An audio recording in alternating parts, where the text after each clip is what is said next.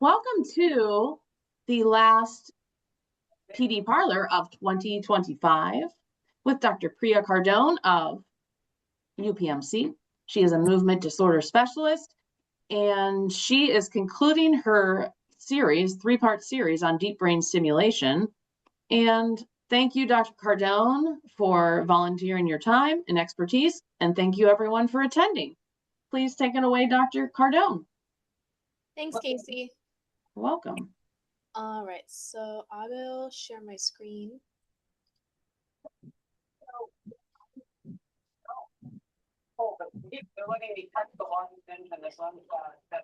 Okay, so this is my favorite of this series. I'm so excited to talk about the programming part because this is the part that's actually like where all the magic happens. This is the fun part. All of the like harder work has been sort of done. The technical surgical stuff's all done. When you come back for your first programming visit, that's where we really make some drastic changes and things can really start to be effective, and we can see the effect and the results of everything we've done up until that point. So just to recap, deep brain stimulator surgery is a surgical treatment option for symptoms of Parkinson's disease. Remember, it does not stop, cure, or slow down the disease progress, but it gives you a really drastically more effective and powerful tool to help control symptoms, to allow patients to have a higher quality of life, and to allow them to stay as close to their physical baseline as possible in terms of mobility and independence. So some of the requirements we talked about, you have to be less than 80 years old.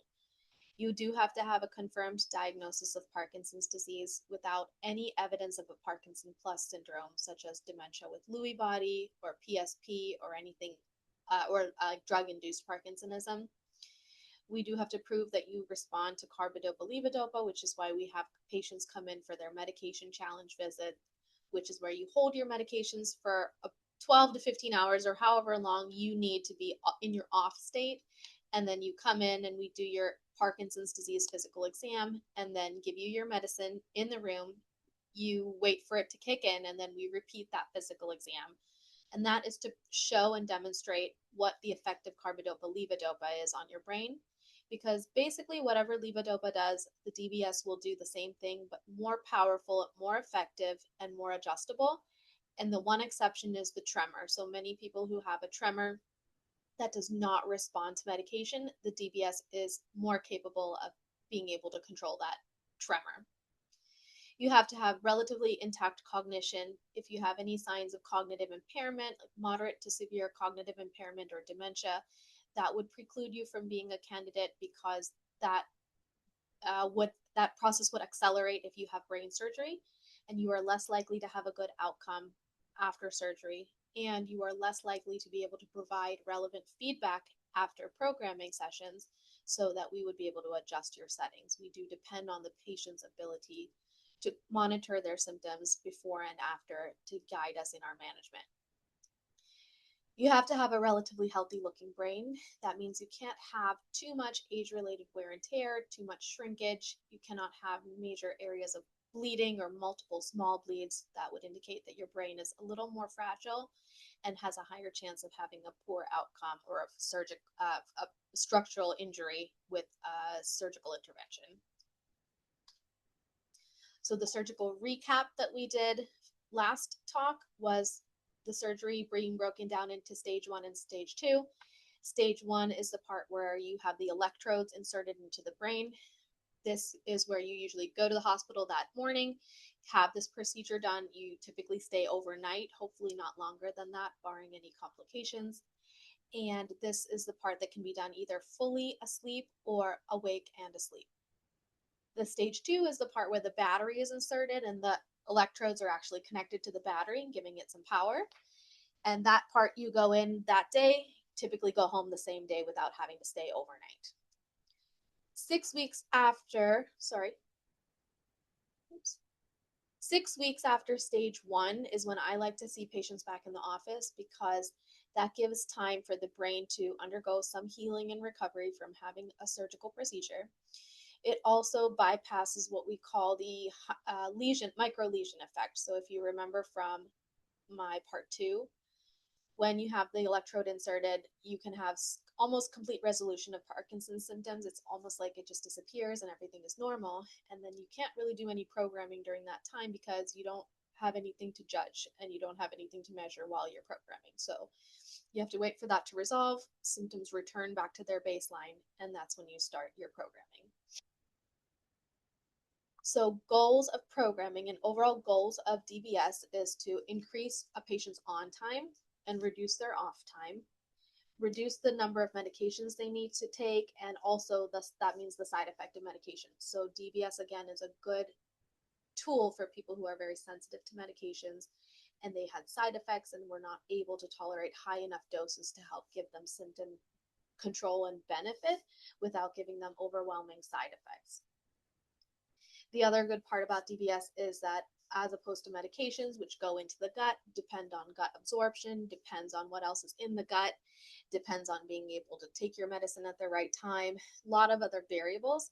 The DBS skips all of that. So it's direct electrical stimulation right in the brain. It's 24/7. You don't have to remember to take pills. You don't have to depend on whether your gut is moving or constipated.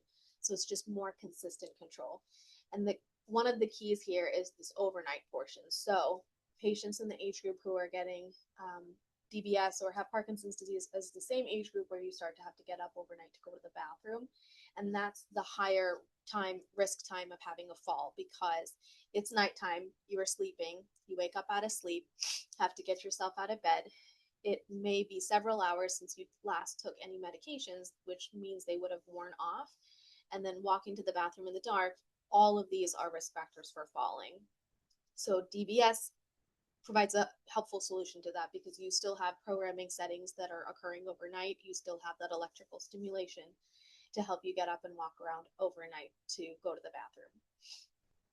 And then finally, DBS can help to reduce the dyskinesias, which are the uncomfortable movements that the body has when you're either over medicated, but it can also occur when you're under medicated or simply as a result of disease progression.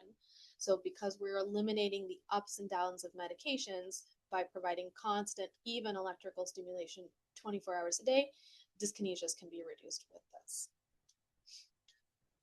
Okay, so now I have two guest speakers. Thank you so much for joining, Kevin and Robert. So I will turn it over to them to provide a little bit more information about the programming, and then I'll go over it again for what we kind of do really in the office visit.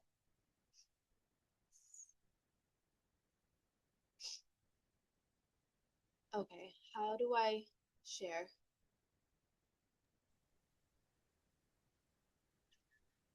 I gave Robert and Kevin co-host privileges. Okay. So you can just unshare and then I can stop sharing. All right. Yes. So, yep. So we can start with Kevin from Boston Scientific. Sure. Thank you. I'll go ahead and start sharing my screen now.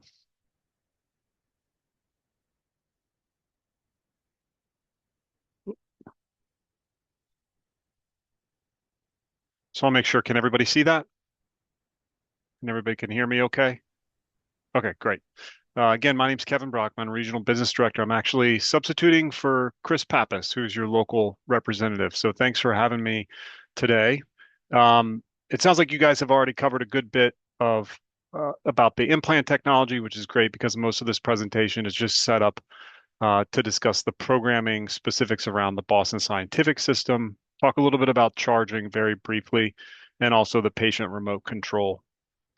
The implant technology, very quickly, we have a portfolio of different, what we call implantable pulse generators, and those are just devices that power the leads that Dr. Cardone was talking about.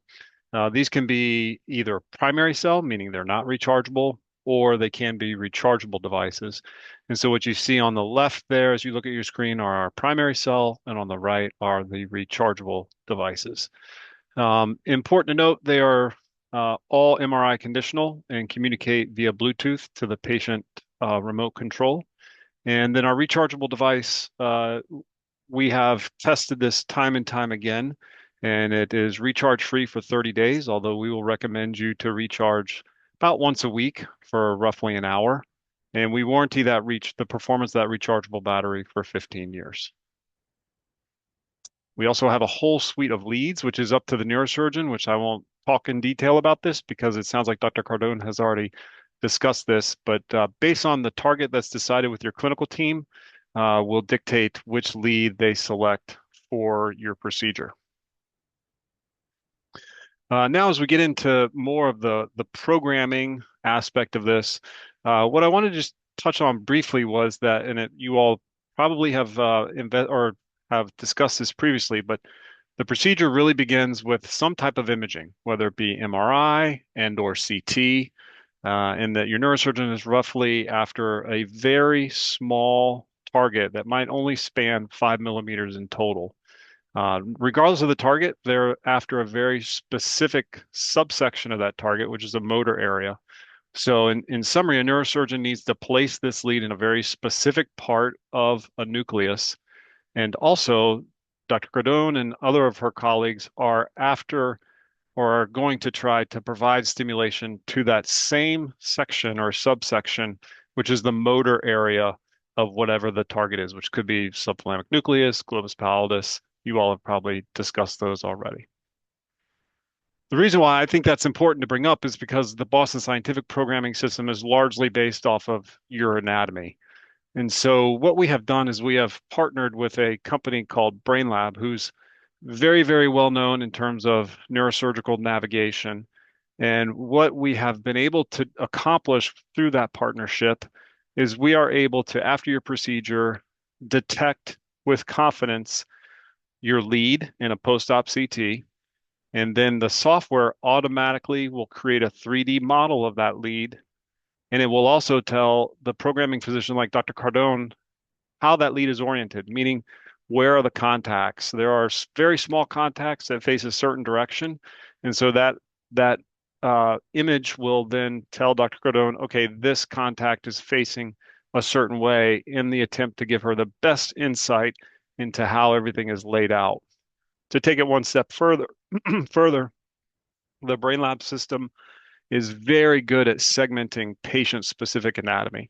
So it will look at your MRI and pick up on differences between left and right hemisphere and be able to provide that to Dr. Cardone and the programming physician there. You can kind of see a rendering of that on the right side where you see a lead, a lead, and then the green structure is the STN. So, and the blue would be the substantia nigra. So that is an actual 3D rendering of that patient's anatomy with the lead modeling and orientation that I previously mentioned. So we've been able to take this even a step further based on how that has performed over time, and we've created an algorithm recently. And what that algorithm allows Dr. Cardone to do is to select that specific area of the target. If you remember, we're after a specific motor area. So what you see here on the bottom left is that the software has selected the left posterior STN, and then it's also asked the software to avoid providing stimulation to areas that we know don't like stimulation, or the side effect is one that is unwarranted and we want to avoid. And so what happens is that algorithm predicts how that lead, since we know how it's oriented and where it is in the structure, how that lead should be programmed based on polarity of those contacts. And the whole time, this is not set in stone. We provide the programming physician the ability to steer the stimulation field up and down and rotationally in hopes to hone in even more on the impact or the outcome of the stimulator. So how does that what does this mean to you? Our studies have indicated that this reduces the programming time by roughly 56% compared to what we did historically, which was turn an electrode on, test it, turn it off, try another one. I already mentioned that we have a feature called stim on steering, meaning Dr. Cardone and others can actually leave the stimulator on and make very fine movements and test in hopes that we don't have to turn it off and on the entire time. So we're going to move now on to the patient charging system as well as the remote. I already talked about the IPGs. Also, this is a picture of our charger in the middle. And again, we estimate that at nominal settings or average settings, that your IPG could go 30 days without recharging. And then you can see a picture of the remote there on the right side. So the charging is very simple. What you do is you press the button in the middle, it'll beep at you. You place it in a charging collar. You line it up with the device that's implanted inside you, just below your collarbone. It'll stop beeping, and when it's full, instead of a single beep, it'll give you a double beep, and you're done. And you just replace the charger into the base, which you can kind of see. I don't know if you all can see my cursor, but here's the base right there to the right of number one. And the remote control is quite simple. It allows you to do exactly what Dr. Cardone wants you to be able to do or not be able to do. You can do simple tasks like check the battery. You can adjust your stimulation within limits. You can turn your device off and on. It has a lot of other capabilities, but this is what we primarily see the Parkinson's patient have the ability to control. So just in a quick summary, we have a pretty broad portfolio where we have both rechargeable and non-rechargeable devices. And that's a discussion for you and your clinical team to decide which one best suits your lifestyle. We have a programming platform based on patient-specific anatomy. As I discussed, the procedure does start with anatomy and imaging, and the programming is based upon your anatomy and your specific lead orientation. We have algorithms that are in place to hopefully reduce programming times, and clinically we are seeing that play out repeatedly time and time again. The charging system's easy. But if charging is not for you, you have a non-rechargeable option as well. And the remote control just allows you to have simple adjustments. That's really all that I had planned for today. So I can stop sharing and answer any questions that you all may have.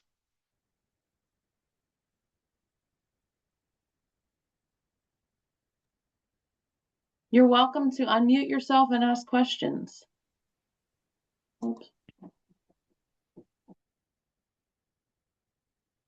I have a question. Okay. So once this is completely programmed and you're getting the effect you want, does that eliminate all oral medications? That is a clinical question, so I'll punt that one to Oh, Dr. Cardone. okay. Okay, I'll just answer as we go. So yes and no. So my goal is to reduce medication burden as much as possible, but we're not always able to get 100% of medications off. So we try to use the DBS to do most of the work as like a workhorse. Any little things that are not getting really perfectly adjusted as how we want, sometimes we add a little medication back. Typically, what I still usually end up doing is a little bit of a controlled release cinema extended release at bedtime, because it also kind of tells the brain chemically that it's time to go to sleep, as opposed to the DBS, which it still works, but it's like that you need that chemical signal to say, okay, it's bedtime. Mm-hmm. And sometimes if people still have gut issues, gut mobility, I still keep a little bit medication on board to help the gut move along. So I have a slide in the rest of my slides to tell you, kind of talk a little bit more about this. Okay, thank you.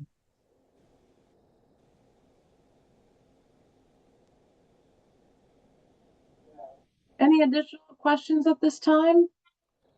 Yes, I have a question.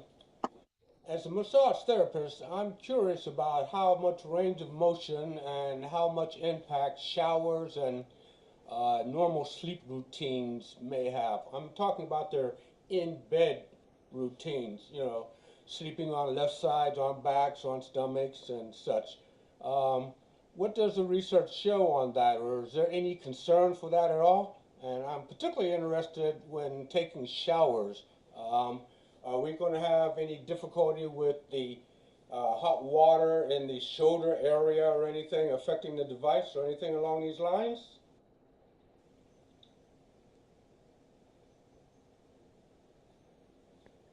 I can tell you from a device standpoint, we are not concerned about showers.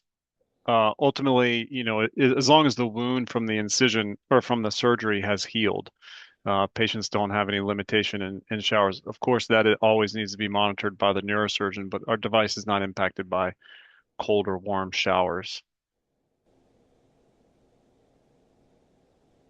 Thank you. Mm-hmm.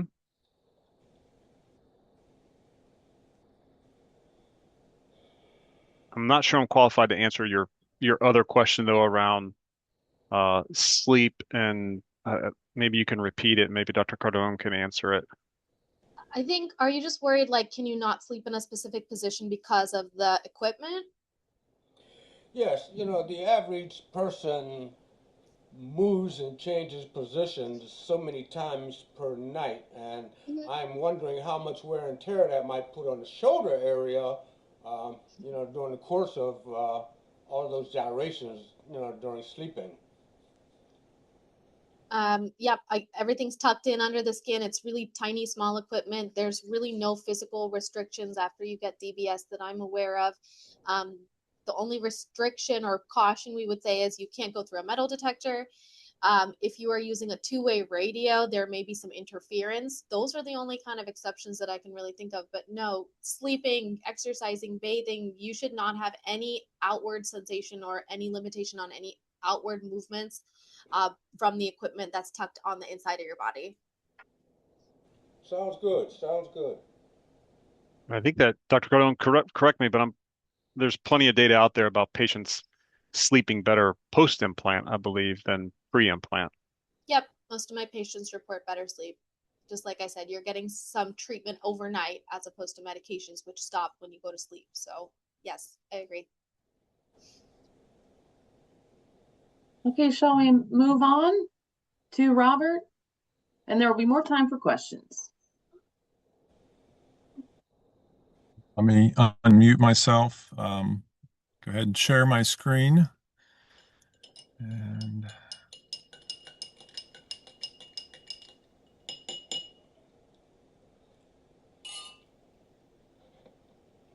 okay, can everyone see my screen and see the presentation? Was that a yes? Yes, that's great. Okay, great. All right. All right, so Dr. Cardone, thank you for having me join the webinar today. You had asked me to go over a little bit about the technology that Medtronic has for programming, but also the different components that are used both in clinic and also by the patient out of clinic. So in clinic, the physician has a tablet, which you can see on the diagram on the right-hand side here. And the patient seated in the clinic, there's just like a neck drape that goes around. You can see there's a white communicator. So the white communicator is connected to, through telemetry, connected through the skin and connects to the patient's implanted neurostimulator. And then the physician can use the tablet to manipulate or change the settings that the patient is programmed with. And just as in this example, the patient is implant in the left subthalamic nucleus, so that's the left STN. And you can see that on the lead, there are several contacts. So with Medtronic system, we start with the 0 contact, then 1, 2, and 3. Some of the contacts in the middle are also segmented, means that they are segmented out into 1/3 shells. So you can select one or multiple points on that lead to stimulate from. In this example, you can see that we are stimulating from the number 1 contact, which is right here. And then I'll talk a little bit more about this, but these little blue dots indicate that those are sensing electrodes. And I'll talk a little bit about what sensing is with the Medtronic platform. The other parameters that can be adjusted by the physician are also the amplitude, which is in milliamps for this system. And you can see in this example, the patient is programmed at 3.0 milliamps. There's also pulse width, and there's also the rate. So between these different combinations of electrode selection and also the amplitude, pulse width, and rate, there are thousands of different combinations you could actually come up with for a specific patient to meet their specific needs for their symptoms. Also with programming, the patient can go home and switch between multiple groups. However, typically the patient has one group set up. In this example here, we are just showing that there's 4 different groups for different things. However, again, patients typically are in one group and spend most of the time in that one specific group, but they do have the option to switch to other groups if needed. And you can see with each one of these different groups, there's different configurations set up for them. So Kevin had talked a little bit about Boston's system and using imaging for guidance as to where to stimulate on that contact. Which leads do you select? Medtronic system is a little bit different. We spent over 15 years researching this, and a few years ago brought BrainSense technology to the market. And then a little bit later in my presentation, I'm also going to talk about adaptive stimulation, which was just approved at the beginning of this year, which is another technology that correlates with this BrainSense technology. So what is BrainSense technology? It's the ability of our system to capture what we call local field potentials, or LFPs, using that Medtronic DBS lead. So those two little markers that I talked about that were blue, those are the sensing electrodes that can pick up the LFPs. So what are LFPs? LFPs are basically a biomarker. And a biomarker is just a measurable indicator of some biological state or condition. So in the example below, you can see on the left-hand side, this is a Parkinson's patient that has symptoms of akinesia, which is the absence or slowness of movement, and or rigidity, which is like a stiffness. And you can see in this example, this is a biomarker, an LFP, and you can see there's a definitive spike right here in that LFP, and that correlates to their symptoms. On the converse, if you look at the patient on the right, when they don't have symptoms, so they don't have the dyskinesis, don't have the rigidity, and they're feeling better, maybe because they took their medication or because we're stimulating in the right area, you can see I don't see a spike in that curve. It's just a nice downward slope. So how do you know which contact has that LFP signal on it? So the software has an electrode identifier. So electrode identifier basically identifies those LFPs, or local field potentials, or the sweet spot on that lead. And it's looking for the LFP that has the greatest magnitude. So in this example, again, the contacts are labeled 0, 1, 2, and 3. The number 1 contact has the greatest activity of LFP and the greatest magnitude, which is displayed here on the physician's tablet to show that. And then that shows that it correlates with this specific contact on the DBS lead. So what we would try to program on is the 1 contact and the C segment, because that looks like that's the contact that would have the greatest benefit or efficacy results for the patient. So basically, in summary, I'm just going to show a quick video. Hopefully you guys can hear the volume on this. If you can't, let me know. But it's just going to basically give a quick summary of what I just discussed.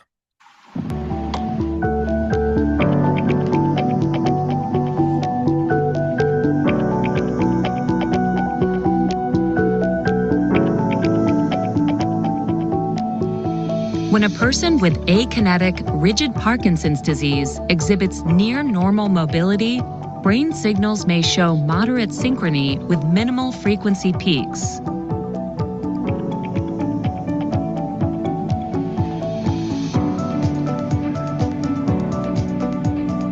When a person with Parkinson's disease experiences movement challenges, brain signals may be excessively synchronous with a peak at the beta frequency band.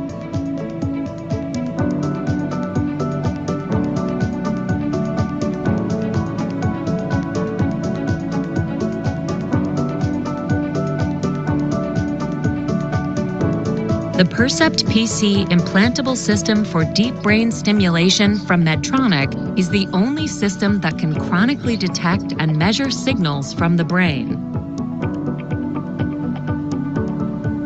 BrainSense lets clinicians capture these signals from the brain both during and between visits, and this personalized information, along with other clinical information, may be used to inform clinical decisions.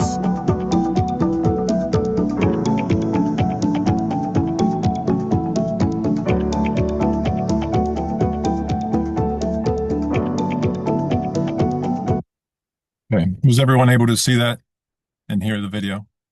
Yes. Okay, great. All right. So in addition to that, I mentioned that there's this adaptive stimulation or closed loop technology, which was approved in the US by the FDA at the beginning of this year.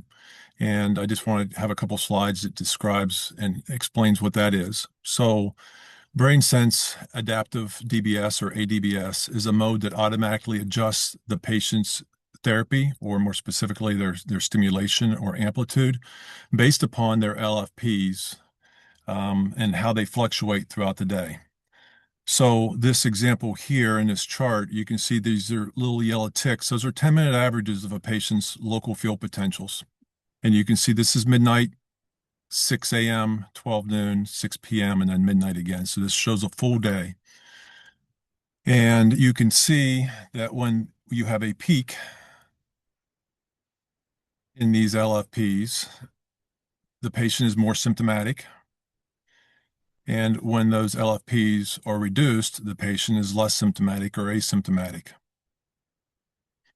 So with conventional stimulation, this is how, our system worked for years. Medtronic's been doing this for over 30 years now, the deep brain stimulation.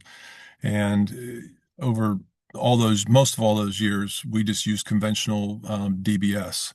And the way that works is that the stimulation remains constant despite changes in LFPs. So you can see here, this line represents the stimulation. The patient's currently being stimulated at 1.5 milliamps, but their LFPs are fluctuating throughout the day. They're going up and down, so they're becoming more symptomatic and less symptomatic throughout the day for various reasons. With the brain sense or adaptive DBS, you can see that the stimulation actually adapts or changes throughout the day based upon the changes in LFPs. So here, where this LFPs started to spike, their stimulation increased. And then as those LFPs decreased, the stimulation decreased. And these parameters are set up so they're defined by the physician. The physician can set how much the stimulator adjusts up and how much it turns down, and also what triggers it to turn up or down based upon these LFPs. So they set guide rails, so to speak, as to how much the stimulator can adjust itself. Again, I just want to show a quick little video that kind of summarizes what I just discussed.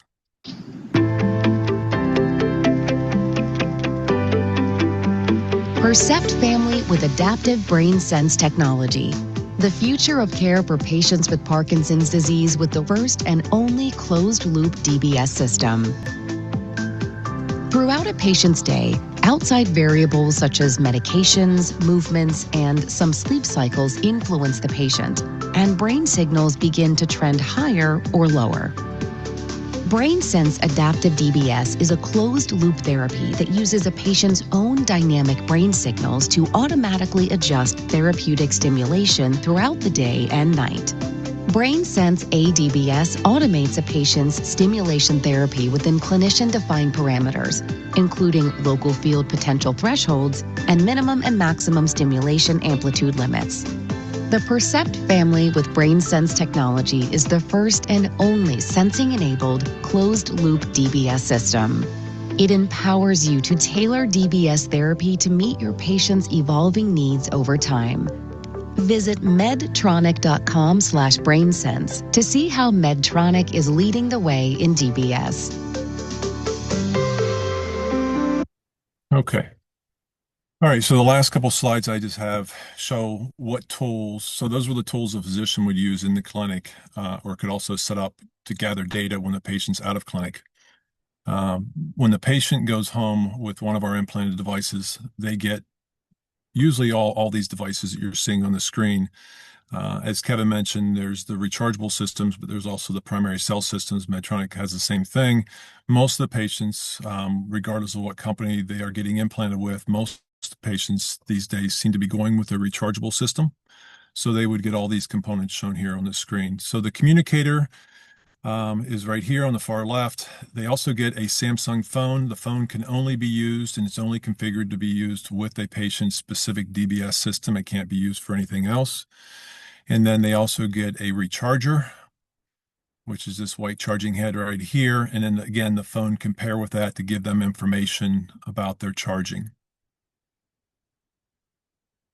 So the patient programmer and the white communicator, what can you do with that? So this is just a summary screen on the far left. You can see whenever you pull that information up, it shows the patient what percent, if they have a rechargeable system, what percent they are as far as their charge on the battery, whether the therapy is on or off. In this example, the on is highlighted, so that means the patient is on. And then also at the bottom left and right, you can see there's an events button and there's a therapy button. What those things do, I'll explain here. If you move over to the right side of the screen, you can see adjusting the stimulation. You can actually adjust the stimulation up or down. So if the patient wanted to adjust their left side of their body up or down, they can do that here. If they want to adjust the right, they can do it here. We talked about groups earlier in the 4 different groups. This is how they would switch between groups. So that can also be done with this device. Recording events. So think of recording events as an electronic diary. How often do you come back in to see your doctor and they ask how you've been doing? When you take your medication, how are you doing? When you're off your medication, what are your symptoms like? What happens when you go to boxing class or start to exercise? Or are you getting dyskinesias? And you have to recall that maybe from 3, 4, 5, or even longer weeks ago that you've seen the doctor last. So this recording events allows the patient to actually mark these type of activities or things that occur, and it timestamps those in that electronic diary or those LFP activity that I talked about for whenever they're doing those things. So if you look at the events in this example, we have took medication, start exercise, dyskinesias, and on time. We can customize these to whatever we want them to be, but we can do up to 4 different ones. So in this example, the patient marked they took medication. It will then timestamp that in their timeline or electronic diary. And the physician will be able to see that when you come back into clinic. It'll store it within the battery. When they read your battery in the clinic, it'll give them all those details so they can see specifically what happens to your LFPs. How are they changing when you take your medication? Are you getting dyskinesias? When are you getting dyskinesias? When you exercise, what happens to those LFPs? So they can see all that activity. So it really helps the physician and allows them to make judgments and guides as to what they want to do with adjustments for your therapy. This device can also let you go into MRI mode if you need to get an MRI. And then as far as charging, the tools that you would have for home, again, you would have this charging head. You can see this patient here just has a sling that it's positioned over top the neurostimulator. As Kevin was talking about, you can press the button here and you can watch the button and listen to the beeps to determine whether it's connected to your device, so if it's charging and when it's fully charged. But in addition to that, this gentleman here, you can see he's interacting with this Samsung phone, and what it's doing is giving him the capability of actually seeing if it's charging or not, what percentage is it currently charged. You can see that his therapy is currently on, and he's making an excellent connection, which means this charger is well positioned over top the stimulator for the charging process. So that's the presentation. Wanted to see if there's any questions at this point in time.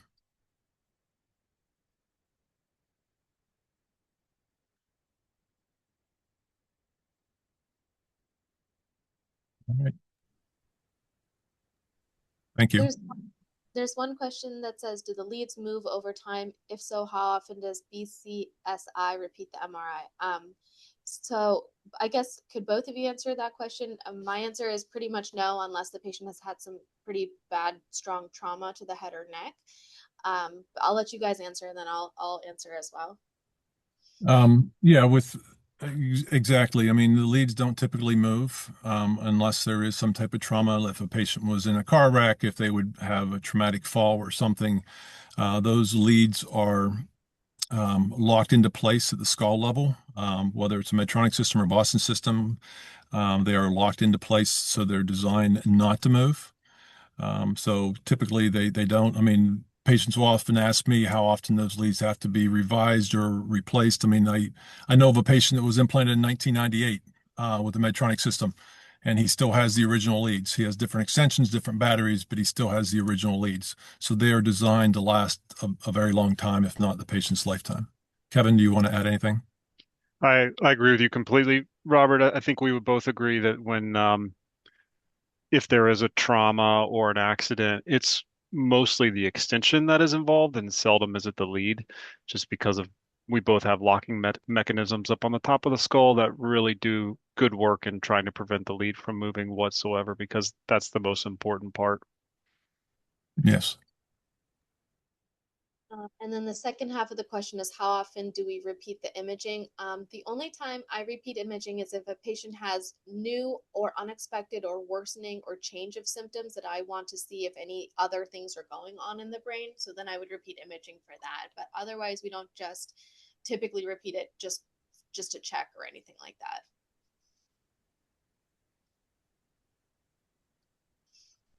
All right, does anyone have any more questions for Kevin or Robert? Okay, thank you both so much for joining. I really, really appreciate it. Feel free to stick around, but thank you so much for your slides and the presentations. It was really Yeah, thanks for helpful. having us. Take care. Thank you. All right, so I'll go back to sharing my screen.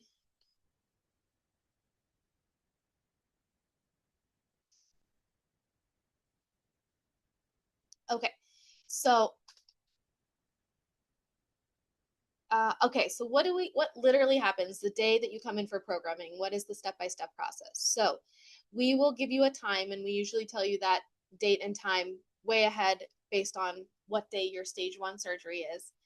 We ask that you come in as off medication as possible, unless you're extremely really sensitive and you're very miserable, you can't even move without medications, then we say, of course, please take something. But if you can minimize your medications, then we can get the best baseline of what your symptoms are like without any treatment. So you come into the office, you sit down, we connect to your battery using either the connector, or there's like a remote system that's connected. So we connect with a tablet or a computer, and on this tablet is where we see your settings.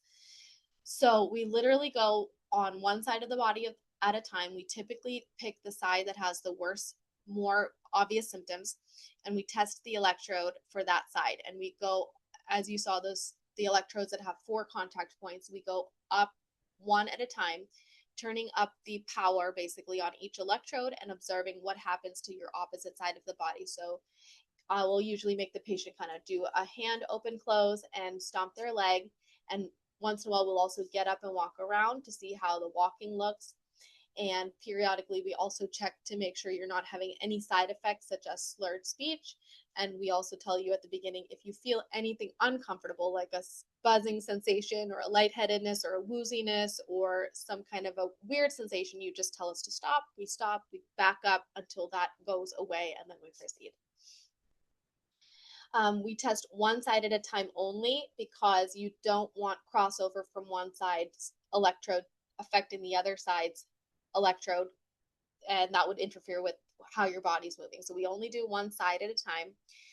The whole time we make sure you're not having side effects. We periodically get up and walk, and once we find the best contact on each side for each side of the body's best control of the symptoms in terms of speed, stiffness, rigidity, and the walking, then we create your setting. So we put on basically numbers on each side, which is the amount of power that you're getting on each side on the specific contact that was chosen. Then after we get those settings, we decide how to restart or adjust your medications. Some people, when they come in for their programming, they were not having any of their Parkinson's symptoms because of their micro lesion effect. So they're off a lot of their medications. So we decide how to slowly reintroduce those medications. And we also have to make sure that we have DBS settings that are providing electrical stimulation. So we cannot go back to the same amount of medication you were on before, because that would just be too much and it would be like overstimulating your brain with electricity and medication. So we start to cut down a little bit, and there's no right or wrong way to do this, but I'll go through that in another slide. And the patient also goes home with their own settings that day. So we will give you the parameters to adjust each side of the body up a little bit, down a little bit. We'll show you how to do that. You are welcome to do that after the visit if you want. Some of my patients say, nope, I don't even want to touch it. They just go home and put their controller in a drawer, and that's perfectly fine as well. You do not have to do anything, but you are able to if you would like. So that initial visit is kind of a long one. It's 90 minutes. So how to prepare for your first initial programming: get a good night of sleep the night before. Eat a good breakfast. I usually try to get people in the morning so we can get them programmed while they feel the best possible, and then they can go home, and if there's issues they still have time to call us, and also so that they're not feeling really burned out and tired already by the second half of the day and then trying to do this 90-minute procedure. I tell you always to bring your medications with you. And I typically recommend like you should come with somebody, because sometimes you're kind of worn out by the end of this. After 90 minutes, it's exhausting. We're doing the same thing over and over again. It becomes a little bit of like fatiguing. So if you are able to bring someone with you, that's generally best. However, you don't need to. You are able to come and go on your own if needed. Okay, so we talked about the different targets that those electrodes can go in, and the way this affects programming is that the STN is the most common one. That's the one we mostly use for people who have a lot of medications on board. They have a lot of ups and downs, fluctuations of their symptom control throughout the day. They're stiff, they have a tremor, they're rigid. So this is the more common one.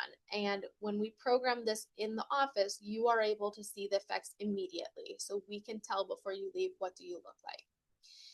However, if you had your other target selected, the globus pallidus, that would have been if you had a little bit of cognitive impairment and we were worried about making that worse, we might have chosen the GPI. If you have a lot more just rigidity only, but not much of the tremor, not much of the bradykinesia, we may have chosen this target. And if we do, the programming here is a little bit not as straightforward and a little bit delayed. So the STN, as soon as we press buttons, you have an effect that we can see right away. The GPI, you can have a little bit of an effect, but it sometimes takes a couple weeks for that effect to really build up.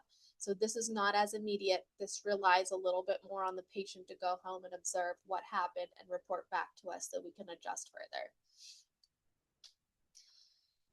Okay, so what happens after programming? So we slowly reduce your medications. And like I said, there's no right or wrong way to do this, but my general order of things is I get people off of their dopamine agonists first. So that's medicine like pramipexole, Mirapex, ropinirole. I just don't like those meds. They have a lot of side effects and they're the easiest to just get rid of. After that, I get rid of any of your booster medications. So that'll be your entacapone or your Ongentys, which is opicapone. So anything that's boosting the life and efficacy of the levodopa, I get rid of those. And then next, between amantadine and levodopa, it depends. So if a patient is not having a lot of rigidity and they're not having dyskinesias, I can get rid of the amantadine, because amantadine helps to treat rigidity and it helps to reduce bradykinesia. So if you don't have those, you don't really need the amantadine. So get rid of that next. And then hopefully we're left with just the levodopa, which we just cut down incrementally. We either say reduce the number of times you're taking it or reduce the number of tablets you take at each dose. And again, no right or wrong answer. I try to pick whatever's most convenient for that patient based on their lifestyle and their day-to-day schedule. And most importantly, don't get discouraged. So DBS programming, it's not a one and done. It is a bit of a process. I usually advise patients it can take like 3 to 6 months to kind of find your sweet spot, your kind of cruise control spot. But it's not always right away. Some people have it really easy. We figure it out right away, straightforward, and then they cruise for a while. Some people we have to come back and back and back and keep adjusting and retesting, because those symptoms also change and worsen. And especially that's the reason why I wait that full 6 weeks after the electrodes are inserted to make sure you are at your true baseline and nothing is covering up symptoms that we don't know about. So how often do we do programming? So the first programming session is 90 minutes, and that's 6 weeks after your stage 1. And typically I get people back again within a couple weeks to fine tune, and then again in a couple weeks to fine tune until we find kind of a sweet spot. Then we stretch it out to like every 3 months, and that goes on for about 3 to 6 months. And then after that, at least every 6 months. I don't really like patients going more than 6 months without us checking on you, because we check for battery issues, we check for hardware issues, we check to make sure you're not over or understimulated, and we make sure that we are adjusting your settings along with the progression of your symptoms. So if your symptoms change, we adjust again. So what is the patient's homework? You know, if you're my patient, I give you homework every time. So your homework is to reduce your meds as discussed during the visit, keep track of symptoms so that we know what gets better, what gets worse, and what needs to be accounted for. You can adjust yourself if you want, but if you don't want, that is okay, fine. and you are responsible for charging your battery to make sure that you're getting optimal stimulation.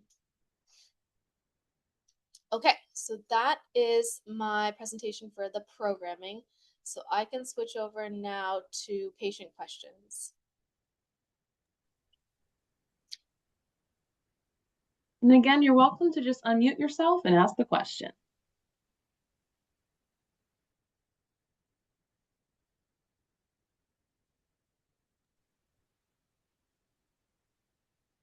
Or you can type it in the chat.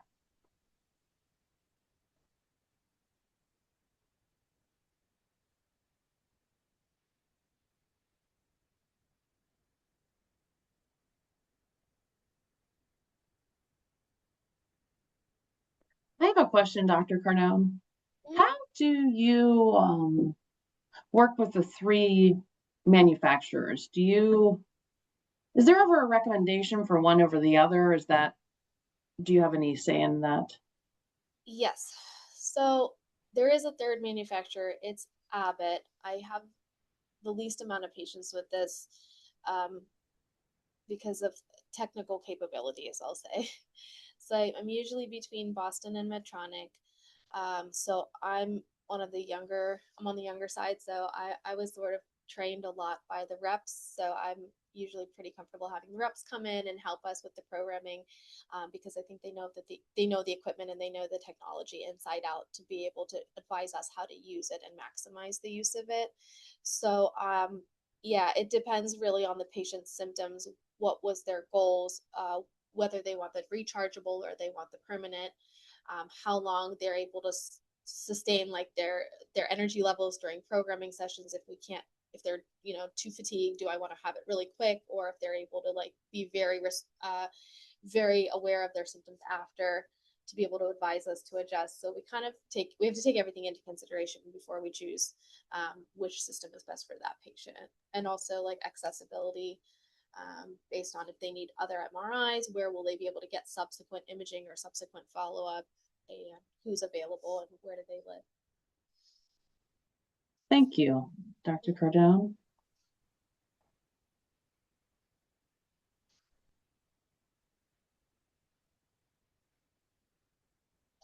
Any last questions? It was very informative and loaded with lots of helpful information.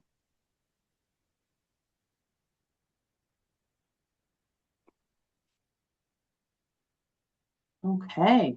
Any takeaways? Any last parting thoughts, Dr. Cardone, as we conclude the year? Yeah, no, again, if you have questions, I encourage you to talk with your doctor to explore all the treatment options that are available to you. Because Parkinson's is a very manageable disease process. Whatever problem you have, there is something that can be done to help that specific symptom. So you should ask instead of just assuming that there's nothing that can be done, because there probably is. I think that's a great way to conclude the year, about advocating for yourselves and asking the questions. Thank you, everyone, for attending, and especially Dr. Cardone, and thank you to Medtronic and Boston Scientific for sharing their information today. And we will see you in the new year. Thank you. Happy holidays. Take care, everybody. Thanks, everyone. Take care. Bye-bye. Bye.